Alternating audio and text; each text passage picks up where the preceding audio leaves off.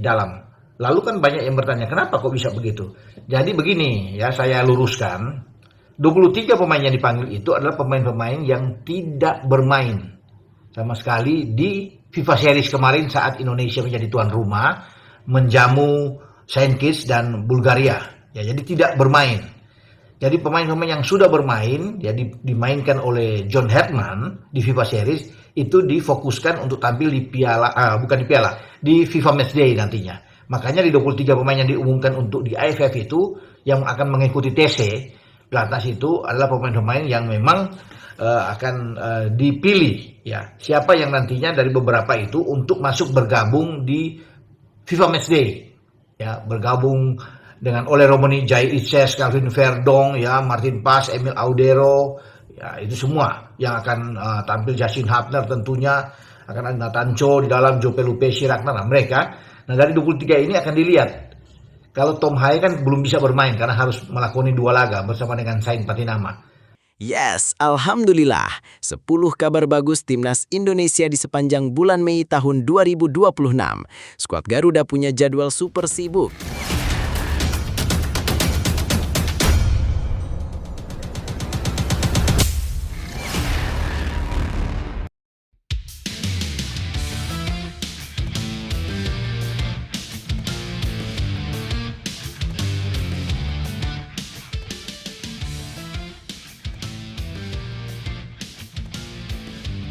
Yes, alhamdulillah. 10 kabar bagus timnas Indonesia di sepanjang bulan Mei tahun 2026. Skuad Garuda punya jadwal super sibuk. Ada juga kabar dari pelatih timnas Indonesia John Herdman yang ngebet banget ingin juara Piala AFF 2026 usai gagal juara di FIFA Series kemarin.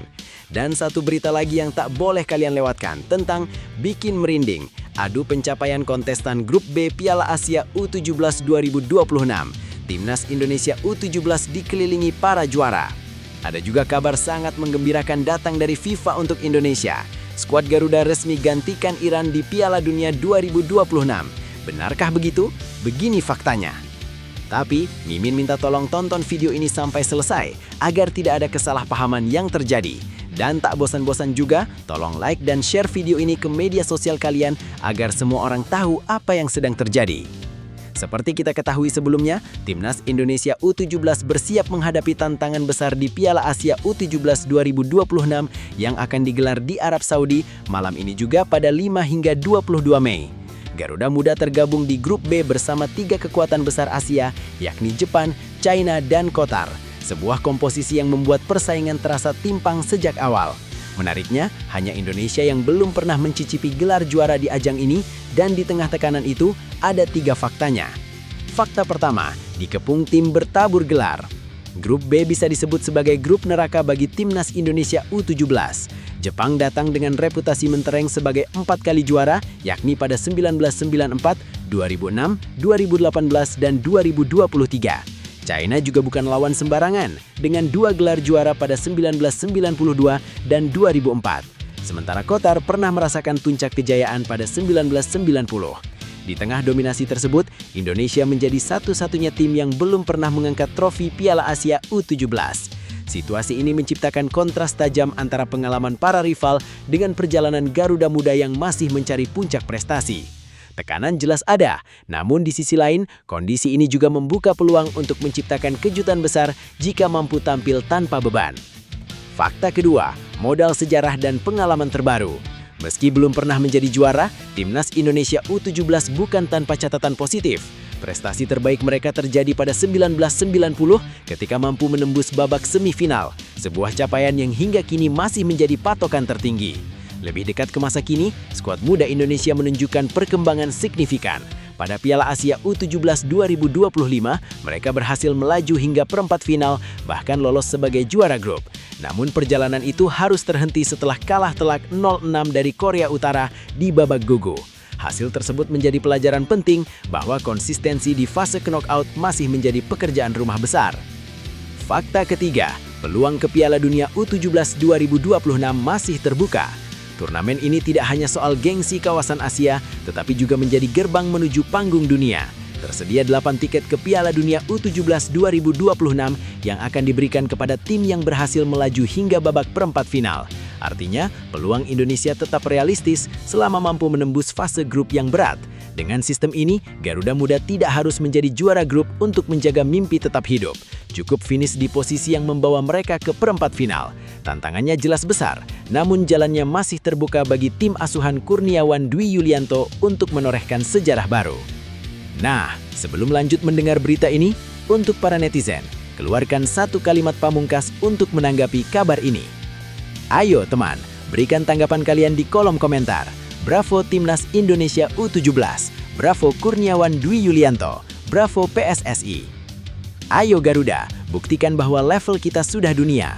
Buktikan bahwa kita adalah raksasa Asia, juara Piala Asia U17 dan lolos otomatis ke Piala Dunia U17. Harga mati. Di sisi lain, jangan lupa juga satu kalimat khusus untuk Erick Thohir CS yang sedang berusaha keras memajukan sepak bola Indonesia. Silahkan tulis di kolom komentar. Ayo, terbang tinggi Garuda! Mari kita lanjut teman-teman. Grup ini jelas menghadirkan ketimpangan pengalaman yang cukup mencolok karena 3 lawan Indonesia datang dengan tradisi juara yang kuat, sementara Garuda Muda masih membangun pojakan di level elit Asia. Situasi seperti ini biasanya membuat tekanan meningkat sejak laga pertama, apalagi ekspektasi publik ikut membesar setelah performa menjanjikan di edisi sebelumnya. Lebih lanjut, namun kondisi tersebut juga bisa menjadi ruang pembuktian yang menarik karena Indonesia tidak dibebani status unggulan. Justru posisi sebagai underdog sering melahirkan keberanian bermain lebih lepas dan mengejutkan lawan yang secara kualitas di atas kertas lebih matang. Kunci utamanya ada pada konsistensi dan mental bertanding, terutama saat menghadapi momen krusial. Pengalaman pahit di perempat final edisi sebelumnya menjadi pengingat bahwa kualitas saja tidak cukup tanpa ketahanan mental. Jika mampu menjaga fokus dan disiplin, sepanjang turnamen, peluang untuk menciptakan kejutan tetap terbuka. Tidak ada panggung yang terlalu besar bagi tim yang berani melangkah. Justru dari grup tersulit, karakter sejati ditempa dan mental juara dibentuk. Setiap pertandingan adalah kesempatan untuk membalikan keraguan menjadi kepercayaan. Nama besar lawan bukan penentu hasil akhir. Kerja keras, disiplin, dan keberanianlah yang akan menentukan arah cerita. Tetap percaya pada proses, bermain dengan hati, dan jadikan tekanan sebagai bahan bakar. Kejutan besar selalu lahir dari tim yang tidak pernah berhenti berjuang. Wow, sangat mantap! Agenda pada Timnas Indonesia 2026, FIFA Matchday, Piala AFF hingga ASEAN Cup 2026. Tahun 2026 diprediksi menjadi salah satu periode paling sibuk sekaligus menentukan bagi Timnas Indonesia. Skuad Garuda akan menghadapi rangkaian agenda besar mulai dari FIFA Matchday hingga 2 turnamen bergengsi di kawasan Asia Tenggara. Jadwal yang padat ini bukan hanya soal kuantitas pertandingan, tetapi juga kualitas lawan dan tekanan kompetisi. Di tengah peluang besar untuk bersinar, ada tantangan yang menuntut kesiapan fisik, mental, dan kedalaman skuad. Berikut ini 3 faktanya. Fakta pertama, ujian awal lewat FIFA Matchday dan laga kontra Oman. Sebelum masuk ke turnamen utama, Timnas Indonesia lebih dulu menjalani pemanasan penting melalui FIFA Matchday pada Juni 2026. Salah satu lawan yang sudah dipastikan adalah Oman, dengan pertandingan yang dijadwalkan berlangsung di Stadion Utama Gelora Bung Karno pada 5 Juni. Laga ini bukan sekedar uji coba biasa, tetapi menjadi tolok ukur awal sejauh mana kesiapan tim menghadapi jadwal panjang di depan mata. Pertemuan melawan Oman juga memiliki nilai strategis karena rekor kedua tim terbilang cukup berimbang. Artinya, pertandingan ini bisa menjadi ajang pembuktian sekaligus kesempatan untuk membangun kepercayaan diri pemain. Dengan atmosfer kandang dan dukungan supporter, Timnas Indonesia diharapkan mampu memanfaatkan momentum untuk memulai tahun sibuk dengan hasil positif. Fakta kedua, Piala AFF 2026 jadi medan persaingan ketat di fase grup. Setelah FIFA Matchday, fokus beralih ke Piala AFF 2026 yang akan digelar pada 24 Juli hingga 26 Agustus. Timnas Indonesia tergabung di Grup A bersama Vietnam, Singapura, Kamboja, serta pemenang playoff antara Brunei Darussalam dan Timor Leste. Komposisi grup ini menghadirkan tantangan besar karena dihuni tim-tim yang memiliki kualitas dan pengalaman di level Asia Tenggara. Vietnam sebagai juara bertahan menjadi lawan paling diwaspadai, sementara Singapura dan Kamboja berpotensi menghadirkan kejutan. Jadwal pertandingan yang berdekatan menuntut konsistensi performa serta rotasi pemain yang tepat. Dengan sistem round robin, hanya 2 tim terbaik yang berhak melaju ke semifinal, sehingga setiap laga akan sangat menentukan langkah timnas Indonesia di turnamen ini. Fakta ketiga, peluang jadi tuan rumah FIFA Asian Cup 2026. Usai Piala AFF, timnas Indonesia berpotensi menghadapi tantangan yang tak kalah besar di FIFA ASEAN Cup 2026 yang dijadwalkan berlangsung pada September hingga Oktober. Turnamen ini merupakan inisiatif baru untuk meningkatkan level kompetisi di Asia Tenggara, dan Indonesia disebut-sebut berpeluang menjadi tuan rumah untuk Divisi 1. Jika skenario ini terwujud, timnas Indonesia akan menghadapi tim kuat seperti Thailand, Vietnam, Malaysia, Filipina, dan Singapura. Bermain di kandang tentu menjadi keuntungan besar karena dukungan supporter bisa menjadi energi tambahan bagi para pemain. Namun, di sisi lain, tekanan juga akan meningkat karena ekspektasi publik terhadap hasil maksimal semakin tinggi. Dengan rangkaian agenda tersebut, tahun 2026 bukan hanya tentang jadwal padat, tetapi juga tentang momentum penting bagi timnas Indonesia untuk naik level. Setiap pertandingan menjadi panggung pembuktian bahwa skuad Garuda mampu bersaing dan berkembang di tengah ketatnya persaingan kawasan. Lebih lanjut, jadwal padat seperti ini adalah pedang bermata dua bagi timnas Indonesia.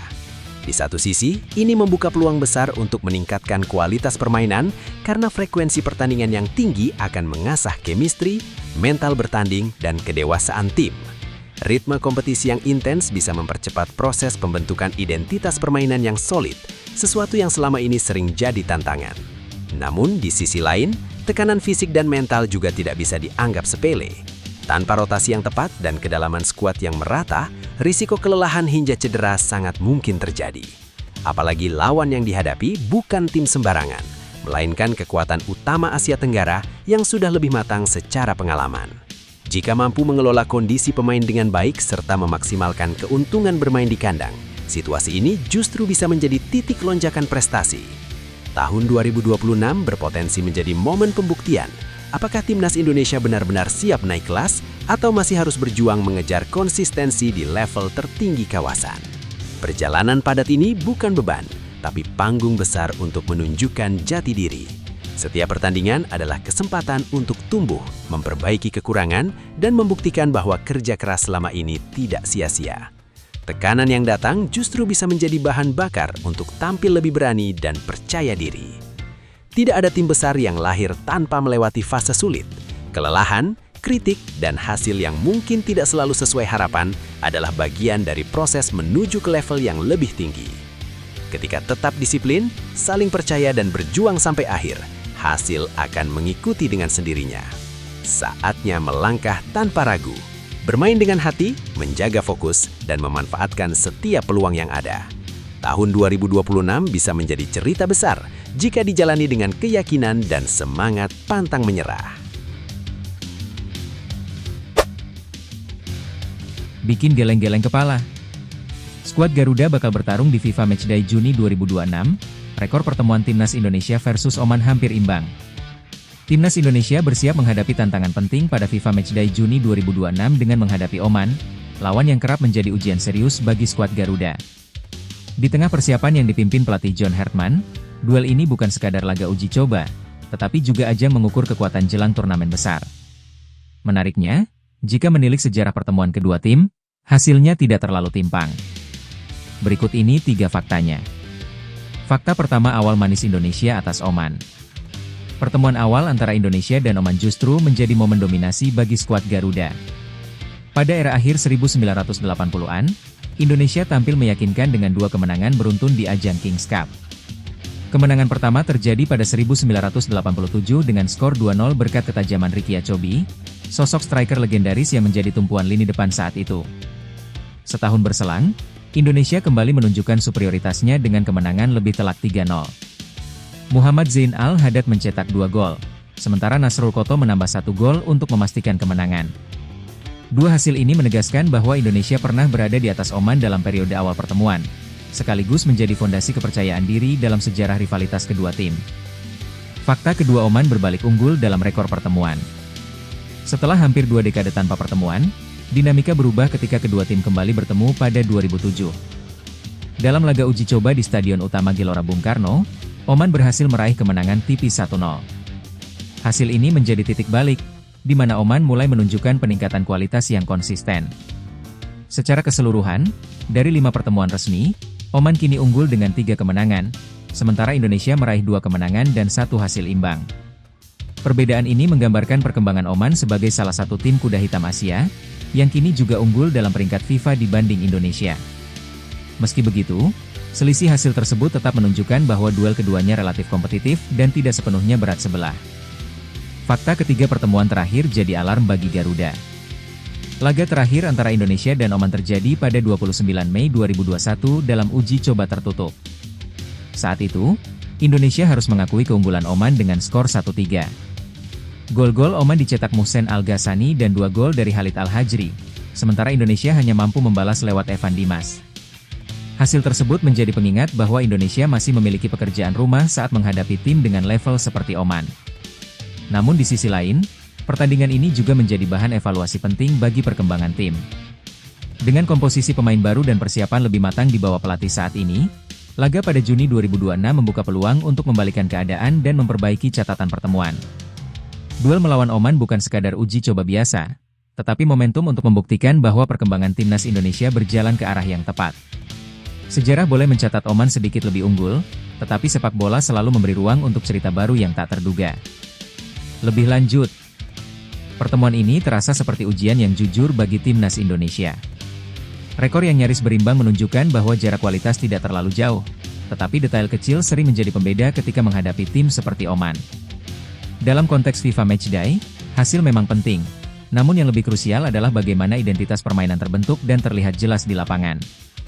Oman datang dengan konsistensi dan pengalaman yang lebih matang di level internasional, sementara Indonesia sedang berada dalam fase membangun dengan kombinasi pemain baru dan sistem yang terus disempurnakan. Situasi ini menciptakan benturan menarik antara tim yang sudah stabil dan tim yang sedang naik daun.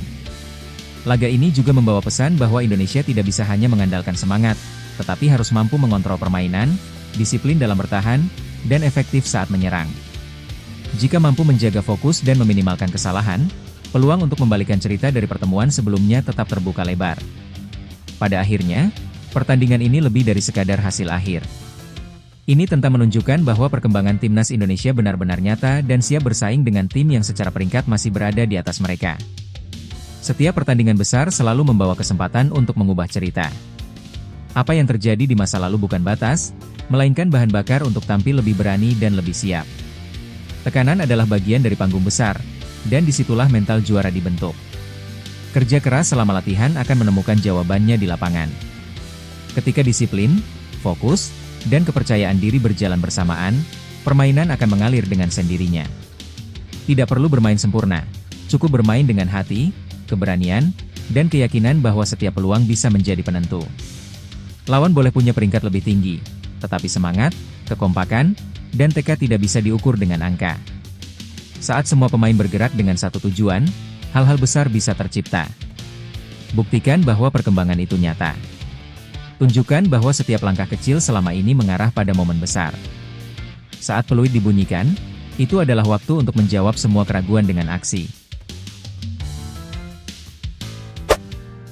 Seperti kita ketahui sebelumnya, penunjukan Indonesia sebagai tuan rumah Divisi 1 FIFA Asian Cup 2026 menjadi sinyal kuat bahwa sepak bola nasional kian mendapat perhatian di level internasional.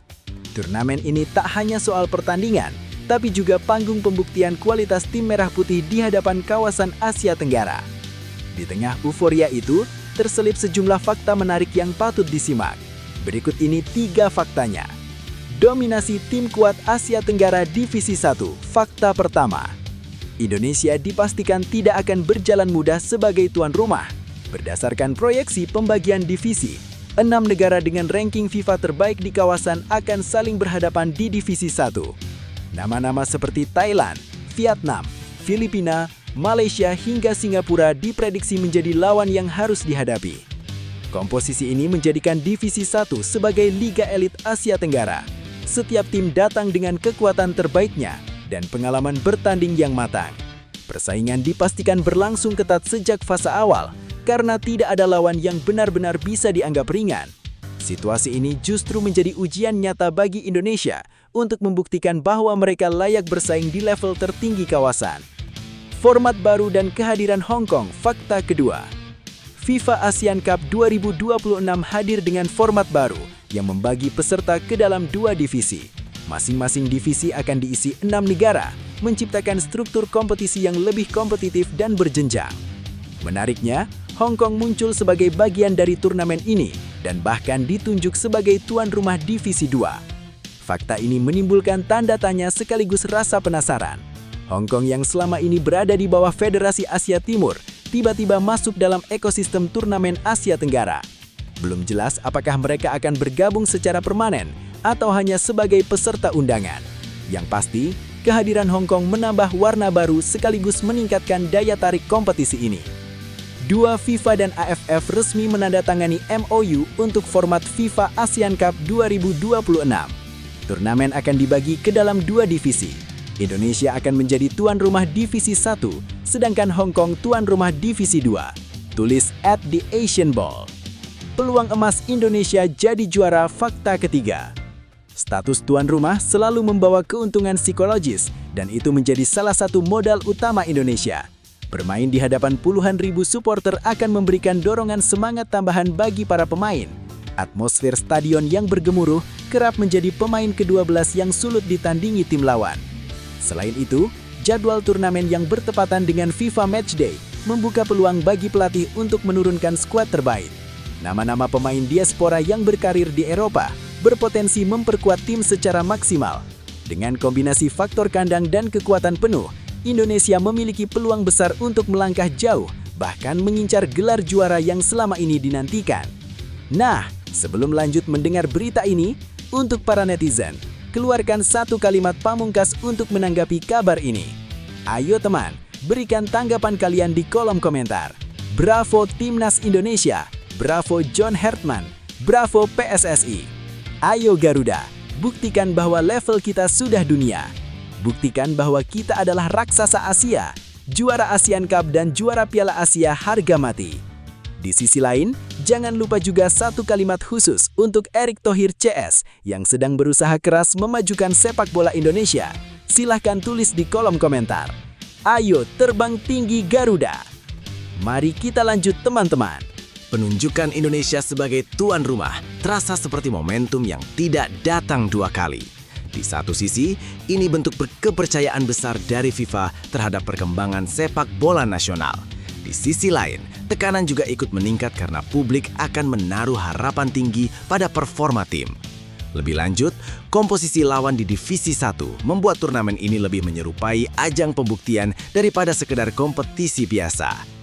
Tidak ada ruang untuk tampil setengah hati karena setiap pertandingan berpotensi menjadi penentu gengsi di kawasan. Ini akan menguji bukan hanya kualitas pemain, tetapi juga kesiapan mental dan konsistensi tim. Format baru dengan pembagian 2 divisi menunjukkan arah baru sepak bola segara Asia yang lebih kompetitif dan terstruktur. Kehadiran Hong Kong menambah dinamika yang unik, sekaligus membuka peluang ekspansi dan peningkatan kualitas turnamen ke level yang lebih luas. Dengan status tuan rumah dan potensi kekuatan penuh, sorotan akan tertuju pada bagaimana Indonesia memanfaatkan peluang ini. Ini bukan sekedar kesempatan untuk menang, tapi juga untuk menunjukkan bahwa sepak bola Indonesia sudah berada di jalur yang benar menuju level yang lebih tinggi. Kesempatan besar seperti ini adalah panggung untuk membuktikan bahwa kerja keras selama ini tidak sia-sia. Bermain di rumah sendiri bukan hanya soal keuntungan, tapi juga tanggung jawab untuk memberikan yang terbaik di hadapan pendukung sendiri. Tekanan dan ekspektasi tinggi justru bisa menjadi bahan bakar untuk tampil lebih berani, lebih disiplin, dan lebih percaya diri. Setiap pertandingan adalah peluang untuk menunjukkan jati diri, bahwa Indonesia mampu bersaing dan tidak sekedar menjadi pelengkap. Terus melangkah dengan keyakinan, karena kemenangan selalu diawali dari keberanian menghadapi tantangan. Saat usaha maksimal dipadukan dengan semangat pantang menyerah, hasil besar bukan lagi sekedar harapan, melainkan sesuatu yang layak diperjuangkan hingga akhir. Target juara Piala AFF 2026 untuk Timnas Indonesia walau tanpa pemain diaspora realistis. Timnas Indonesia memasuki fase persiapan penting menuju Piala AFF 2026 dengan situasi yang tak biasa. Absennya sejumlah pemain diaspora justru menjadi titik balik bagi skuad Garuda untuk mengandalkan kekuatan lokal. Di tengah keraguan, target juara tetap digaungkan sebagai ambisi besar yang tak bisa ditawar. Dalam dinamika ini, muncul 3 fakta yang menjadi kunci arah perjalanan tim. Strategi baru Herdman bertumpu pada kekuatan lokal. Fakta pertama, pelatih Timnas Indonesia John Herdman mengambil langkah berani dengan memanggil 23 pemain yang mayoritas berasal dari kompetisi domestik untuk pemusatan latihan di Jakarta pada akhir Mei 2026. Keputusan ini bukan tanpa alasan. Herdman dan tim pelatih diketahui aktif memantau performa pemain di BRI Super League 2025-2026, menjadikan kompetisi lokal sebagai fondasi utama seleksi. Nama-nama seperti Nadeo Argawinata, Tom Hai, dan Ricky Kambuaya kembali dipercaya sebagai tulang punggung tim. Di lini serang dan kreativitas, hadir kombinasi pemain seperti Egy Maulana Fikri, Witan Sulaiman, dan Sadil Ramdhani. Menariknya, hanya 1 pemain abroad yang dipanggil, yakni Marcelino Ferdinand. Hal ini menegaskan arah kebijakan Herdman yang ingin membangun kekuatan tim dari pemain yang aktif dan konsisten tampil di dalam negeri. Absennya pemain diaspora tantangan sekaligus peluang. Fakta kedua, ketiadaan nama-nama seperti Jay Itzes, Kevin Dix, hingga Emil Audero menjadi sorotan utama dalam skuad kali ini. Absennya mereka memunculkan tanda tanya besar terkait kekuatan Timnas Indonesia, mengingat peran pemain diaspora selama ini cukup signifikan dalam meningkatkan kualitas permainan. Namun, di balik itu, kondisi ini membuka ruang besar bagi pemain lokal untuk unjuk kemampuan. Para pemain yang sebelumnya minim kesempatan kini mendapat panggung untuk membuktikan diri. Situasi ini juga menciptakan kompetisi internal yang lebih sehat, di mana setiap pemain memiliki motivasi tinggi untuk mengamankan posisi jangka panjang di tim nasional. Target juara tetap menggema, tekanan sekaligus motivasi. Fakta ketiga, meski komposisi tim mengalami perubahan, target juara Piala AFF 2026 tetap harga mati. Pemerhati sepak bola nasional Aris Budi Sulistyo menilai langkah Herdman patut diapresiasi karena berani memberikan kepercayaan kepada pemain lokal yang potensial. Saatnya menunjukkan kualitas bahwa bisa dipercaya pelatih untuk terus berkembang, mungkin sampai ke Piala Asia. Pelatih nantinya juga pasti mempertimbangkan siapa yang punya kualitas dan masuk proyeksi di tim kelas A. Ia juga menegaskan bahwa target juara bukan sekedar ambisi, melainkan tuntutan yang realistis mengingat pengalaman sebelumnya. Dengan skuad ini, ya targetnya tetap harus juara. Kalau cuma final, sudah berkali-kali kita mencapai target itu. Nah, sekarang wajib punya target harus juara.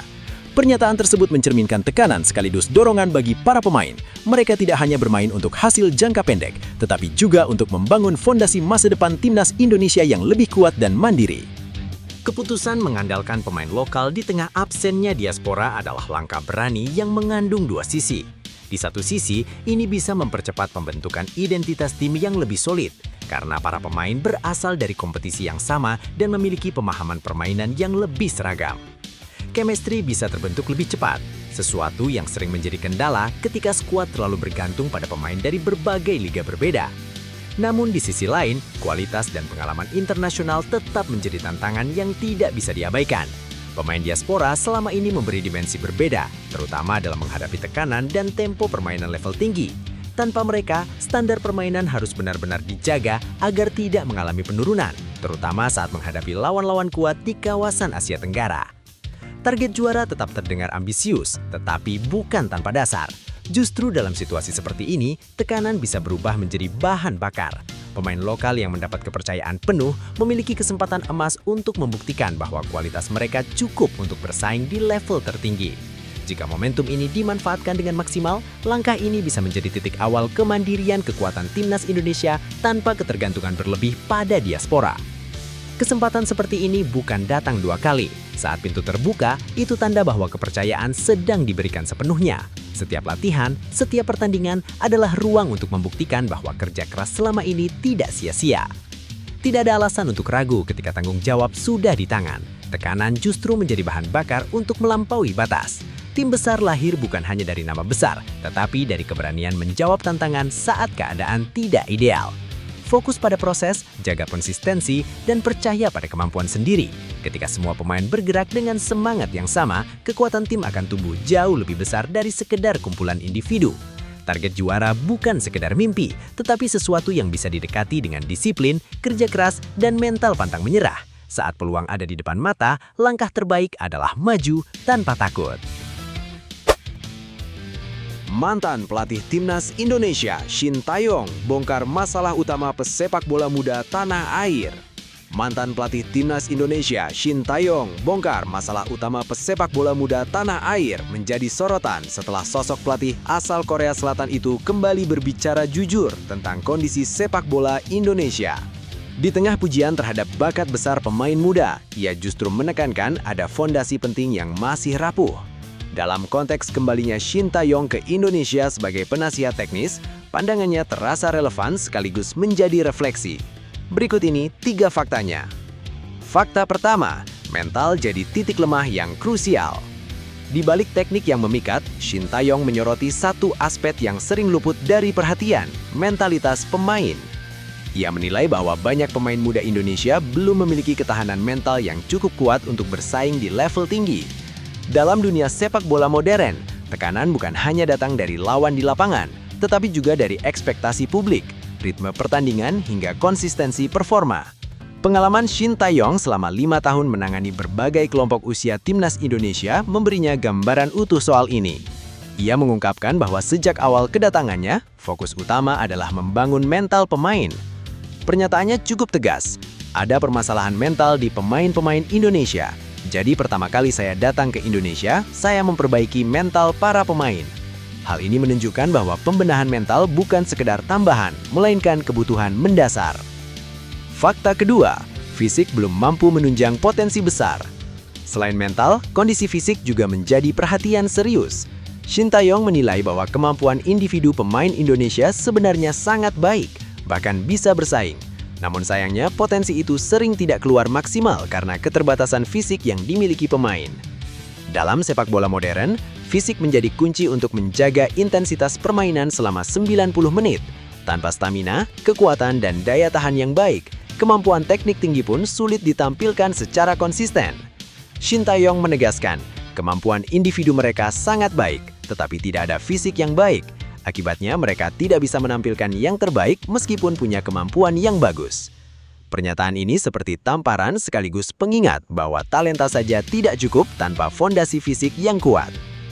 Fakta ketiga, peran baru dan misi membangun generasi berikutnya. Kembalinya Shin Tae-yong ke Indonesia bukan tanpa alasan. Ia kini dipercaya sebagai penasihat teknis Timnas Seven Football Indonesia yang akan dipersiapkan untuk tampil di Intercontinental Cup di Roma. Peran ini membuka peluang baru bagi dirinya untuk kembali berkontribusi dalam pengembangan pemain muda. Dengan pengalaman menangani Timnas U20, U23 hingga senior, Shin Tae-yong membawa bekal besar untuk mentransfer ilmu. Ia menyampaikan bahwa dirinya memahami cara mengembangkan pemain muda dengan pendekatan yang tepat. Mungkin kalian semua yang ada di sini tahu bahwa saya sudah 5 tahun berada di PSSI. Saya juga sudah banyak belajar bagaimana bisa mengembangkan pemain-pemain muda dengan baik dan dengan cara apa. Pernyataan ini menjadi sinyal bahwa ia tidak hanya datang sebagai figur, tetapi sebagai sosok yang siap membangun fondasi baru. Kehadiran Shin Tae-yong kembali membuka harapan sekaligus tantangan. Bakat besar pemain muda Indonesia sudah diakui, tetapi pekerjaan rumah masih jelas terlihat. Jika mental dan fisik bisa dibenahi secara konsisten, bukan tidak mungkin generasi berikutnya mampu melangkah lebih jauh dan menciptakan sejarah baru di panggung internasional. Lebih lanjut, situasi ini seperti cermin jujur bagi sepak bola Indonesia, bahwa bakat saja tidak pernah cukup untuk membawa tim melangkah jauh. Ketika pelatih sekali Shin Tae-yong menyoroti mental dan fisik, itu menunjukkan masalahnya bukan di permukaan, tetapi sudah menyentuh fondasi pembinaan pemain sejak usia muda. Tanpa perbaikan serius di dua aspek ini, potensi besar yang dimiliki pemain hanya akan jadi cerita berulang yang tidak pernah benar-benar mencapai puncaknya. Di sisi lain, kritik ini justru menjadi peluang emas. Artinya arah perbaikan sudah jelas dan tidak perlu lagi menebak-nebak apa yang kurang. Jika federasi, pelatih, dan pemain bisa bergerak sejalan membangun mental tangguh dan fisik yang kompetitif, kualitas teknik yang sudah dimiliki akan menjadi senjata yang jauh lebih mematikan. Kehadiran Shin Tae-yong kembali juga memberi harapan bahwa proses ini tidak dimulai dari nol. Ada pengalaman, ada pemahaman, dan ada peta jalan yang sudah pernah dijalani. Tinggal bagaimana semua pihak mau konsisten menjalankannya tanpa setengah-setengah. Perubahan besar selalu dimulai dari kesadaran akan kekurangan. Saat kelemahan sudah terlihat jelas, itu bukan alasan untuk mundur, tapi kesempatan untuk tumbuh lebih kuat dari sebelumnya. Mental yang tangguh bisa dilatih, fisik yang kuat bisa dibentuk, dan keduanya akan menjadi pondasi untuk mengangkat potensi ke level yang lebih tinggi. Jangan takut dengan proses yang berat, karena disitulah karakter terbentuk. Setiap latihan keras, setiap rasa lelah, dan setiap kegagalan adalah bagian dari perjalanan menuju versi terbaik. Mereka yang bertahan dan terus memperbaiki diri adalah mereka yang pada akhirnya berdiri paling tegak. Masa depan tidak ditentukan oleh seberapa besar bakat, tetapi seberapa besar kemauan untuk berkembang. Ketika kerja keras bertemu dengan tekad yang kuat, tidak ada batas yang benar-benar mustahil untuk ditembus.